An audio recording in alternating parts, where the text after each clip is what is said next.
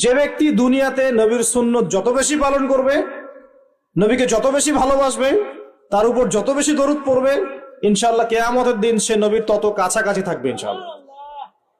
আর যদি সকালবেলা 10 বার এবং সন্ধ্যাবেলা 10 বার পড়তে পারেন আল্লাহুম্মা সাল্লি আলা মুহাম্মদ ওয়া সাল্লিম, অথবা আল্লাহুম্মা সাল্লি ওয়া সাল্লিম আলা নবিয়িনা মুহাম্মদ, ইনশাআল্লাহ নবী সাল্লাল্লাহু আলাইহি ওয়াসাল্লাম আপনার জন্য সুপারিশ করবে ইনশাআল্লাহ।